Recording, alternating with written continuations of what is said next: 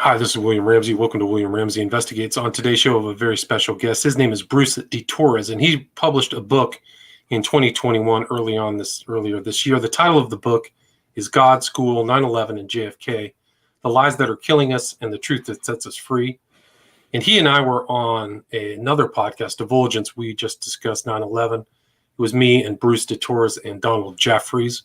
So that's when it came to my attention. I'd actually seen his book title as a recommendation on Amazon as some of the other books that I was looking at. So I reached out to him, and on fairly short notice, he agreed to the interview. So I'm delighted to have him. He's going to talk about this book. I think it's very well researched. He's clearly been following the kind of alternative narratives on some of these subjects, school, 9/11, JFK, and some of the names pop up that I'm familiar with, but he can talk more about that. So again, the author's name is Bruce de Torres.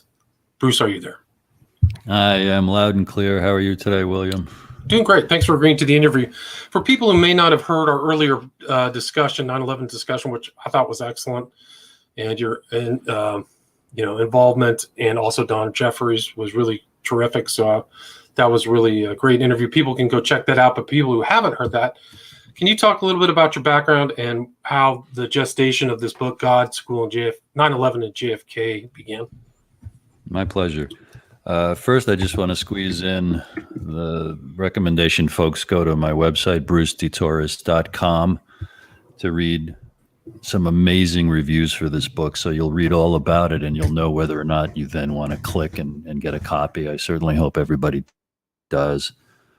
In 2004, a fellow I had just met at a business event who I kind of spent the day seeing and also hearing, he spoke from the stage, and he told this conference to look into 9/11. It was not what we had thought it was or what the news was saying it was, the quote-unquote official story. And I asked him a bunch of questions, and he persuaded me, and I got back home. This was out of town, and I got back home, and I started looking into it, 2004. And I haven't stopped researching, period, because it exposed all that's wrong. I've discovered all that's wrong with the official story. I saw all that indicated it was an inside job with the collusion, if not the participation, of the highest levels of our government. And their background. So from the Bushes, you get into Skull and Bones. From that, you get back to who owns the wealth of this country, and the control of the media, and the control of education, and the control of medicine and pharmaceuticals, and the media, if I didn't say that, and the money and the Federal Reserve. And it pulls the curtain back on what is mocked as conspiracy theories until one does one's own research, and you realize how much of current life and stories and events are staged and then lied about in order to exploit, harm, and unfortunately kill lots of people, not only here at home, but around the world, in all these unnecessary wars. And I didn't think of putting that into a book for 10 years until 2014, when I decided to wrap it with what I had already written and put in a drawer about consciousness and the nature of reality. The idea that since everything's made out of energy, even thoughts, that's why thoughts become things. And this is a mystical and magical realm that Buddhists and other Eastern philosophies and mystics and New Agers and people who have mystical experiences and people who do hallucinogenics and people who've had near-death experiences and come back and describe what they experienced after they died. I had written about that. I had gotten the idea to write that in the mid-90s, just that. And then I had kind of put it in the drawer because I had said all I wanted to say about it, and I didn't want to say anything unnecessary about it. I because I read voluminously in and around that, William, and I didn't want to repeat what I could just reference in another book. So I had 39 or 41 pages just about the energy and consciousness and the nature of reality. And this is all a spiritual thing and no one's ever really heard. And when we die, we just see more of what's really here because consciousness is eternal and it's really love. All that lovely stuff, all that stuff that Marianne Williamson feeds humanity so well, since the 1970s and 80s. That is my only solace. And I put that out there as that's the truth that sets us free. Not only the truth about these horrible events, but looking at my title here, that's why the title is God, School, 9/11, and JFK. All those things are real. They're just, all the official stories are lies. I make the case in my book. God is real. He's not this separate other daddy in the sky that you are not and I am not. It's a seamless thing that exists, this field of energy, consciousness, love, whatever we want to call it. And school is real, but it's certainly not meant to teach us anything or empower or equip us to live wonderful, creative, expressive lives of health and freedom. 9/11's real, but so you get the point. Like, and in my book, in a short 175 pages, I make the case like a lawyer why the official stories are bunk and what seems to have really, really happened. And I speculate on why, because after those chapters, there's a chapter called A Brief History of the United States, which takes us from the founding up through today, about a lot more skullduggery behind things like, the Civil War and the foundation of the Federal Reserve in 1913 and what caused World War I and World War II and things like that. And then I was able to squeeze in a chapter called COVID-19. Which, yes, folks, is another example along the lines of these other examples. And it's funny that I've said everything except JFK. And I'll describe this for a second and then ask what you think, William, to invite you back into the conversation. Studying the Kennedy assassination, one discovers President Kennedy and why he was killed. One discovers his greatness, and it's the largest chapter in my book, and I call him a reason to be cheerful, just like the ideas I explore about what energy is and what our potential is as things made of energy.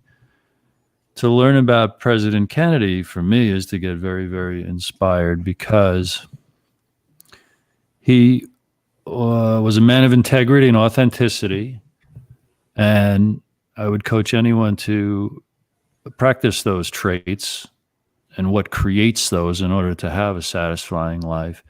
And he also was a great example of a very, very integrated soul or human, I would say. So, William, that's a big table we just set. What do you make of that? Yeah. What do you want to what do you want to look at first? There's a lot to unpack. I mean, you have your conception of what God is. I mean, I think all these subjects are so important to unpack because just like the subtitle, all of them explain. I think my view of God would be very different than yours, but I think there's a lot of lies too about those conceptions as well. So maybe we can talk about why you think or expand on the importance of JFK before he died or was murdered on November 22nd, 1963. His major importance is how he, with eyes wide open, tried to steer the ship of state for the good and the health and the happiness of all Americans and for people around the world, and tried to be a president according to the classic, literal definition and intentions of the United States government as spelled out in the founding. And sorry to interrupt, but it brings to mind the statement that the reason he was killed is he thought he was president, right? So he actually thought he was a president. Yeah. I don't know if you've heard that kind of that axiom or phrase. Sorry. Oh yeah. If I plagiarized it because something like that's in my book, you know, and it's what your salvation, our freedom would take is for all of us as individuals. And he tried to teach this, and he did teach it, that this country only works with an educated and a knowledgeable and a concerned citizenry who hold our representatives' feet to the fire, who guard the guards, who self-govern through our representatives.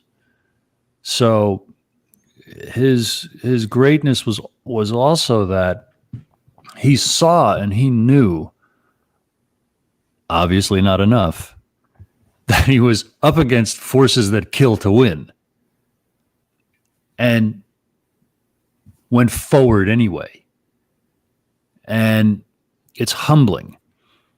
It's astounding, and it's challenging, and it's scary, and it's frightening, because one subconsciously or consciously concludes that's what it takes to be an adult. That's what it takes to have courage. That's what it takes to think for myself. And that's what it takes to draw a line in the sand and say, no, this stops right here, whatever injustice you're talking about or looking at, and it goes no further. And that's what I was thrilled about as a child in first, second, third grade. Wherever you first encounter or encountered, maybe it's not so common anymore, what the founding and the founding fathers were all about, summed up in give me liberty or give me death. Well, if you're going to be that statement, you're going to have a very, very strong backbone, and you're going to know you're going to catch some arrows, and you're going to go forward anyway. So, William, that's the amazing and the astounding thing, that we had a president not that long ago. You know, when you're in your 20s and your 30s and your 40s, 60 years sounds long ago. But the older you get, I realize, wow, that was the year I was born. I was born in 1961, 60 years ago. So right, my mom is 80, so she knows all that stuff. She was 23 when it happened, so she remembers everything. I don't know if we really at that time really had a kind of media or alternate media that could really expound or explicate on the research of JFK at that time. We certainly didn't then. We do now, but he was up against a lot of powerful forces, and really to saw him as a real threat. Bay of Pigs, Cuban Missile Crisis, kind of going his own way, and going up against people who had overthrown. I mean, after World War II, the 50s was really just a Pax American decade of overthrowing government after government after government all over the world. So he was really up against entrenched powerful forces. Yeah. And it wasn't just his death, right? It was the whole story around his death, the lone assassin, and the whole story about that. Was easily now it's easier to take it apart, right? His assassination, yeah. There's mountains of evidence and research by truth-loving individuals, citizen researchers and journalists who've found and handed us on a silver platter lots of books and documentaries and videos and interviews and seminars and lectures and conferences that bend over backwards to set the record straight, because it's the only, I say good things will happen when enough of us know.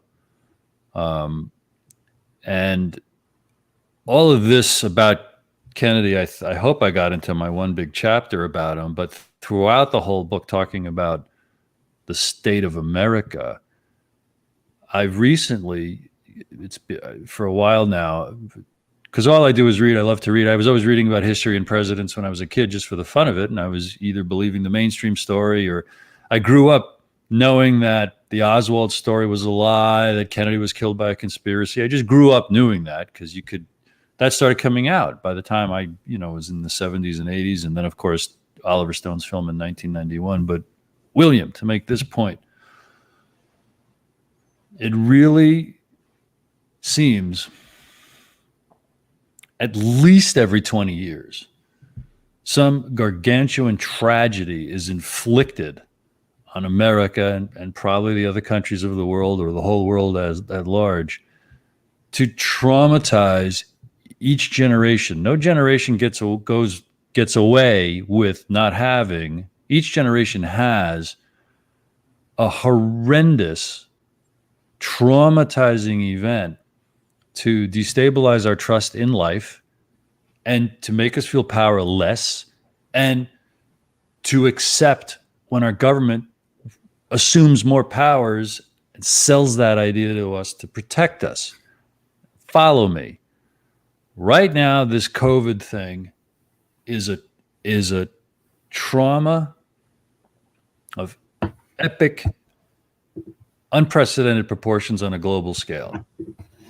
And if our quote unquote rulers, or the elite, the rich of the rich who run and control governments, do that to us in order to cow a population into submission and ramrod these extra measures of tyranny, surveillance, and controls on them. 20 years ago, we had 9/11. 20 years before that, we had the attempted assassination of Ronald Reagan, which he survived. And then one day,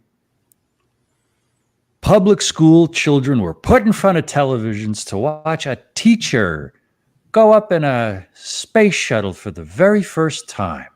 And all eyes watched what? The Challenger explosion in 1986. The sudden death of those astronauts. 20 years before that, you had the Vietnam War and the public execution of President Kennedy. 20 years before that, you had World War II. And yes, I make the case in my book that all these are manufactured from people behind the curtain. Yeah, then you had the Lusitania, then you had the Maine. Well, Civil War. Well, right. That's World War I. 20 years before World War I, in the 1880s, another president was killed. 20 years before that, President Lincoln and the Civil War. 20 years before that, the Mexican-American War. And that's good enough. We could go back. We could keep leapfrogging back 20 years each time. But isn't that an interesting pattern, William? Very much, yeah. Very interesting. And it's basically like the shock doctrine. Have you ever heard of the shock doctrine? Like that whole book? Like Naomi Klein? Yeah, Klein's book, yeah. I mean, that's what they do in Chile and all these other places, is scare the crap out of people. Yeah, disaster capitalism? Is that right? You have that whole section in your book on MK Ultra. I think that ties into this whole situation. Yeah, man. The CIA. That's a nice tangent in the 9/11 chapter. I say we can't overestimate the reach and the manipulation and the nefariousness of the CIA. It's astounding, and I have tons of examples. And in the back of my book, I've got 43 or is it 46 pages of the sources of the many books, articles that I've read, and the web, the documentaries, and just everything that I looked at and drew upon in order to say something substantial in every sentence of my 175 pages. And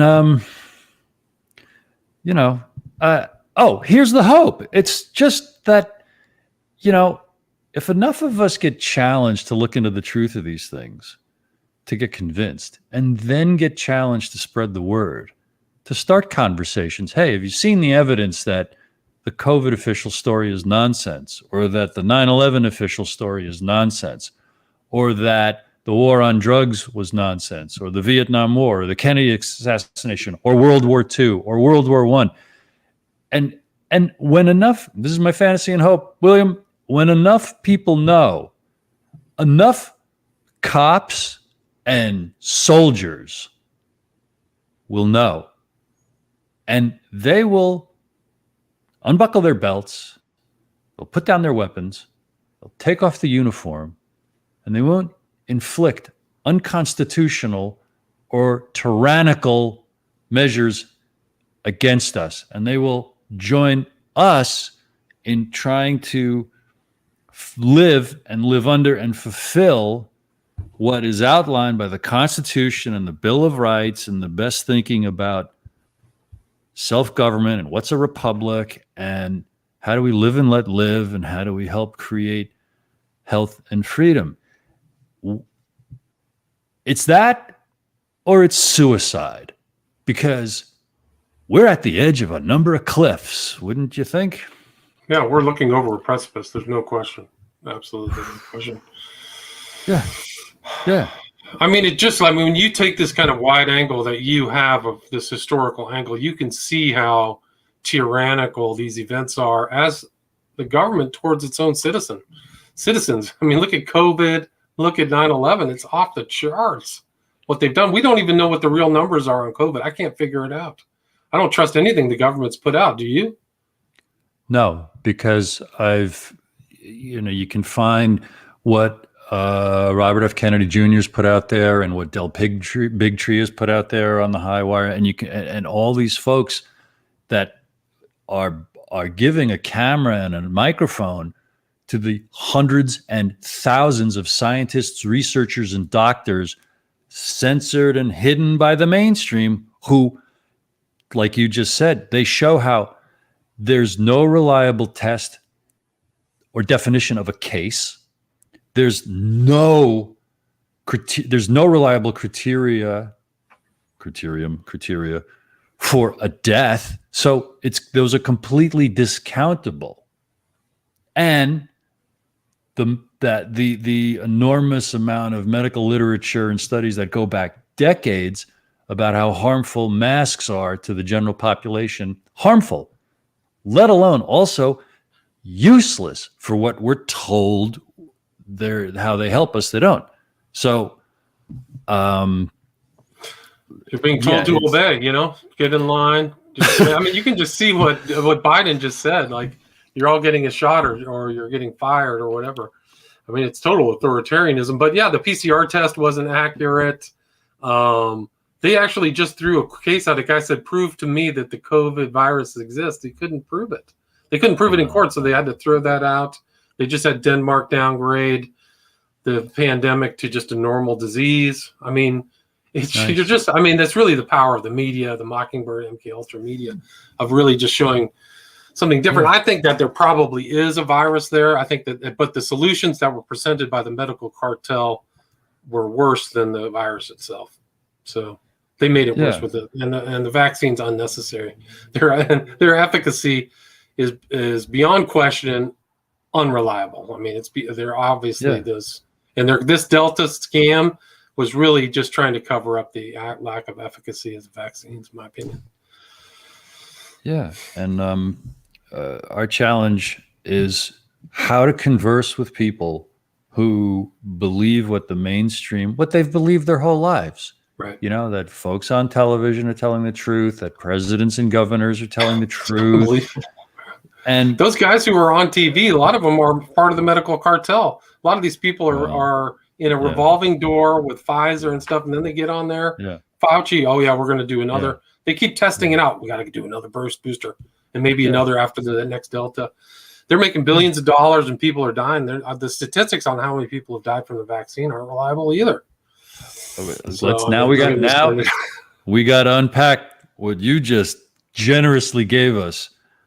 The revolving door between these people, health officials, the Faucis, pushing the disease scenario and pushing the remedy, how they are compromised by financial entanglements and investments from the pharmaceutical companies and the patents, I think, that Fauci's agency holds, if Fauci doesn't personally have patents on the quote unquote vaccine that's being sold, so how he's monetarily benefiting from this scenario.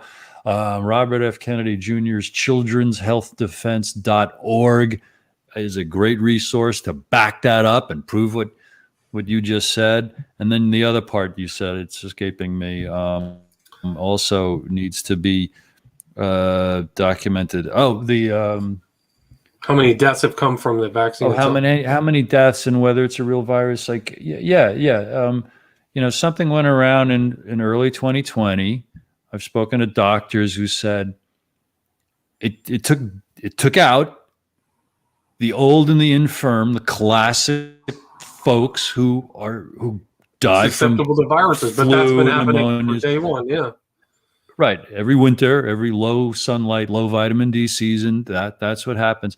But like you said, it was real to this extent. It had really, really scary, freaky symptoms. And there were some doctors, whistleblowers, a fellow in Brooklyn who came out and said, it looks like they're suffering from oxygen deprivation, like they're in a plane and there's not enough oxygen. They're blue in their fingers. And the coagulation of the blood clots, so that's consistent with all the evidence that it's a bioweapon that was, funded and made in labs here and or in Wuhan. Okay, we can parse that, but there's plenty of evidence that an honest judicial or agency that cared about our health and the truth would say, we need an honest and open investigation to look into this, because there's so much evidence there that, that's what you said. Any new medicine from the giant pharmaceuticals, especially a vaccine, in my opinion, is to be avoided at all costs because of the deaths and the damage that they've done by rushing bad drugs to the market just to make money for the last 40 years. All the time. They've done this. You know what they do? They rush a drug to the market, knowing that there's going to be payouts down the road. They've done a calculation that they can make $2 billion, pay out $400 million, come out ahead, and they've done that over and over again. It's unbelievable. Right. And some of those drugs you take from the pharmaceuticals are really just sales skills, because their efficacy is almost infinitesimal. Like the whole statin market is a fraud. It's one of the biggest freaking frauds on the face of creation. If you really research that, the statins? Did you say? Okay. Statin drugs are a total. Go look at the efficacy of statins. Okay. They sell statins out as a 1% benefit to the average person, and they probably would derive a 5 or 10% benefit if they lost 10 pounds. So it's a total joke. It's just a pill, Rockefeller pill, as a solution. It's really snake oil. It goes back to the foundation of the Rockefeller family, actually. So don't get me started. I mean, it's really bad. Yeah.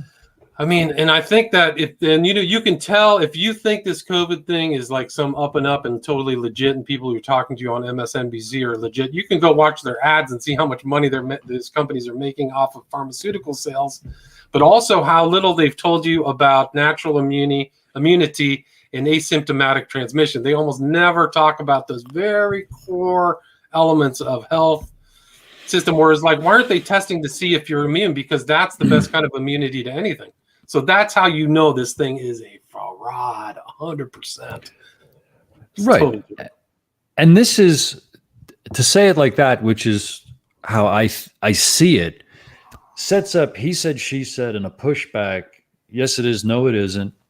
And to win hearts and minds, I like to remind myself and to coach others to phrase it like this. A juror, we the people are a jury, okay?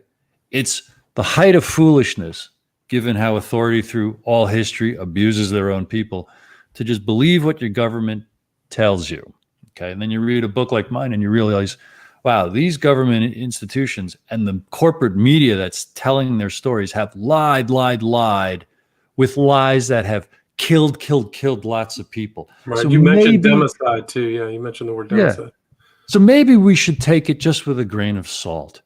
And friends, here's a list of these sources that have the evidence of why COVID's phony, the so-called vaccines are killing people, why masks are useless, in fact harmful, and make up your own mind. I think that's just I'm thinking like a salesman, Will, to get more people to listen to the to the counter arguments to the official story, is to put the ball in their court and respect their ability to think for themselves, and just try to get an engine started up in their minds.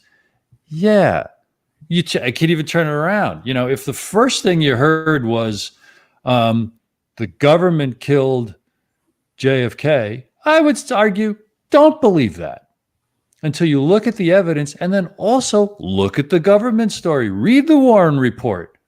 Read the Warren report. Then decide for yourself. Was that an open and honest investigation? Where does the evidence line up, and respect your own intelligence enough to look at these things? What do you think about that angle? I think it's a good angle, especially when you see Dulles and what John J. McCloy are on the Warren Commission. It's so laughable. Oh my God. Yeah. Anybody who knows these characters would just blush and shock that those guys are sitting on the Warren Commission. But it seems to be kind of a common theme between this talk and when we chatted on Divulgence, is how you kind of are trying to impart your insights or research to some people. So have you had experience where people just brush you off, call you a conspiracy theorist, think you're insane? Is that kind of where you're coming from? I've had that happen a lot. And I've had, probably an equal share of folks who get intrigued, because what I say makes sense if they can hear it. Some people just can't hear it.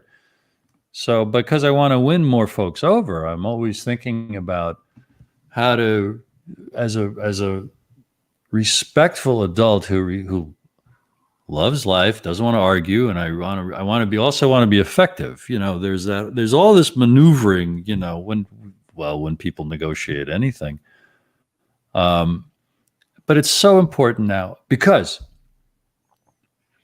highly educated people, all their lives, they respect people's degrees, they respect their expertise. And it's very hard for a lot of folks who are in the medical community, or who know doctors and nurses or administrators, and everybody's getting the shot, for them to even consider that the whole thing could be a house of cards and a gigantic fraud. We have to, that gets me very humble, because these are good, decent human beings. And I'm at the age where I've done so much soul searching, and I think we all do our share of it. I've resolved I have to love existence, and I have to love my fellow humans. I have to love our innate need to go with the flow, go with the crowd, go with the herd, go along with peer pressure, and yet try to have a conversation that pierces the armor or the concrete to very educated folks who work either in the media or the government or in the medical industries, who are hook, line, and sinker with the masks and the other protocols, because they never had the habit, or they lost the habit of thinking for themselves and just even imagining, questioning everything, even question, why do I believe what I believe? Nazi Germany in the 30s is a great parallel, I think, to what the world's going through right now. And that happened incrementally.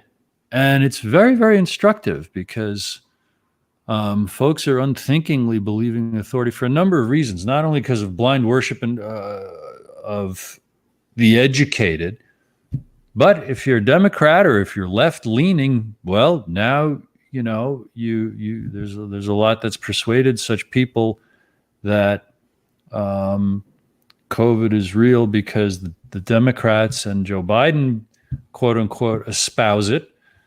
And if you question COVID, you're a right-leaning, Trump-loving, conservative.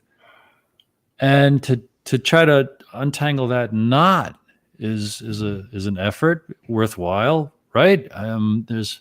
Yes, no doubt. There's, and Here's another fun thing. Golly, folks, I just want to equip. I want to fire hose so many resources and things like that. Please do. Go ahead. Do it. All right, my book was published by Trine Day, Trine, Trine Day, which means good day. And if you go to trineday.com and find podcast episodes, there's about 50 interviews that my publisher, Chris Milligan, has done with many of his past authors about everything under the sun. And each interview is about a half an hour long.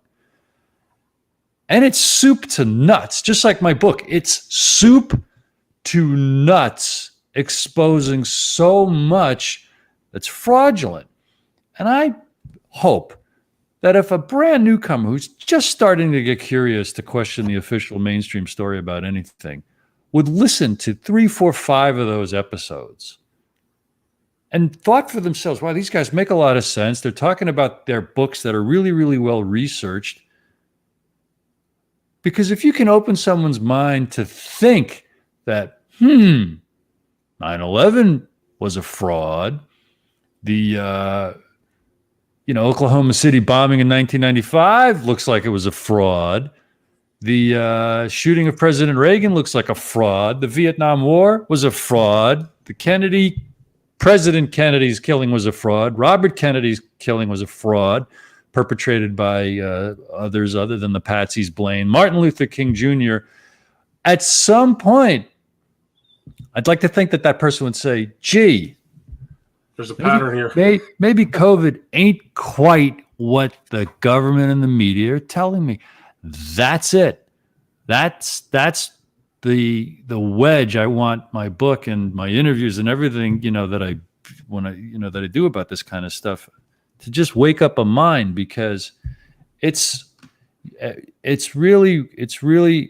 crime to lie to people. It's a crime to fool them. It's a crime to take their tax money and use it for things, to solve things that you actually did, problems you actually created in order to get tax dollars to spend on quote unquote solutions that generally are just cover for more crimes like drug smuggling or, right. There's a laundry list. Huge wealth transferring operations. COVID's a huge wealth transferring more money created in the last 2 years than created in all the United States. Huge giveaways through Congress based upon a panic.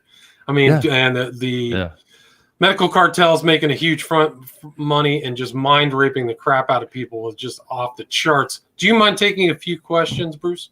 My pleasure. Okay, let's see, because we're coming to the end. We're about 37 minutes. Let's see. Kenami says, how about a question about how public schools and institutes of higher learning, unquote, are super spreaders of the leftist virus? Do you have any thoughts on that?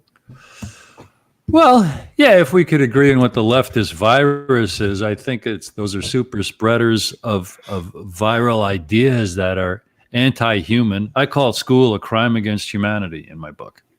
I think that, and this will be a short answer so we can get more questions. If there are, yeah. School is unnatural. It's a crime against humanity. It manipulates and squeezes us out of what and how we would bloom and blossom naturally as animals and as human beings, as rational creatures with inalienable rights and a soul and a purpose that deserves, given free expression, can create the most amazing art, beauty, love, wonderful happiness, and health.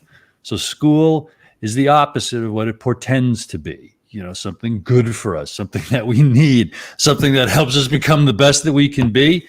You just have to look at the American rates of depression and addiction and alcoholism and suicide to realize we're messed up.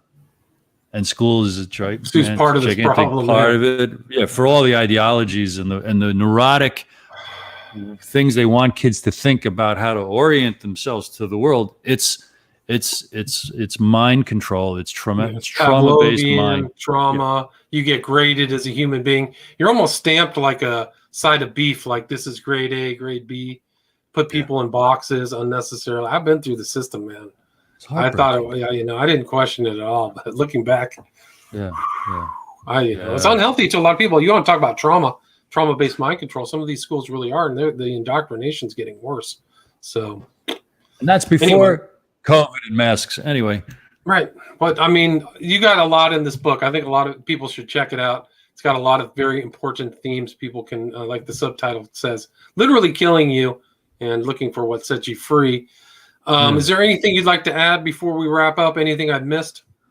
No, and I like the screenshot right there. Tryingday.com. You can search and find my book, or you can go to that website, brucedetorres.com, and click right there. It takes you to the sales page. William, how long have you been posting your truth-telling endeavors? Well, kind of off and on. I was really kind of a YouTuber. I was posting videos for a while, and then I worked for Ed Opperman as a producer for 3 or 4 years, and then kind of left earlier this year, and then I got kicked off of YouTube. So now I'm just kind of really putting that stuff out on podcasts and broadcasts. But off and on, like I interviewed Lisa Peace, excellent book. A Lie Big to Fail, I think is the title of the book. That's a Trying Day publisher. Yeah, no, that's an excellent book. I don't think that's Trying Day. I thought it was. Maybe I'm wrong. But that's an excellent book. I can't wait to find out. Okay, I could be wrong. I thought it was a Trying Day book. So yeah, lots of good authors there. Some of those books I would recommend. Not all of them, not all of them for sure, but that's a whole nother interview. But yeah, I've been posting. I started kind of doing more interviews, kind of expanding what I'm doing. I mean, my podcast reached like the top 1.5 podcasts in the world. So it kind of made me change my perspective on how to do things. So now I got StreamYard, so I upgraded to StreamYard, and I've had really good response. So I'm really, have a good time. It's really interesting for me. I learn a lot from my authors. Every book I read, just I get another little angle. But yeah, so I would say really kind of posting much more so in the last 6 months for sure. Good. And so you recommend people go get the book through your website. Where is your social media or contact information? Is it through brucedetorres.com? Yeah, and I'm on Facebook, and Facebook's where I post a lot of stuff, probably on a daily basis. And you could like me there or friend me there, or on my website, I've got my email, bruce@brucedetorres.com. Anyone wants to get in touch with me, please do. Yeah, check out this book, guys. What have any other projects or anything coming up in the future? This one was published in April? It came out in May, I think. It hit the streets. Nice. I helped Chris Milligan, my publisher, with the weekly podcast that we do there, interviewing his other authors. I introduce everybody, and I kibitz with a few questions toward the end.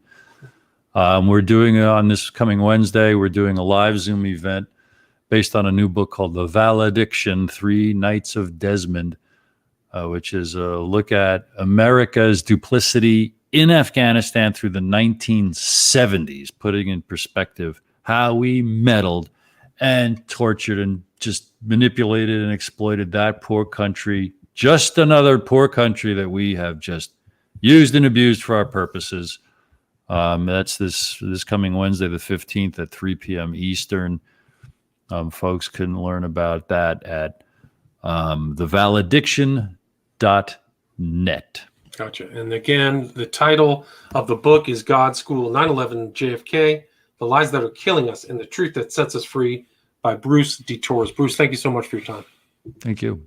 All right, have a good one. Stay there. I'm going to end this.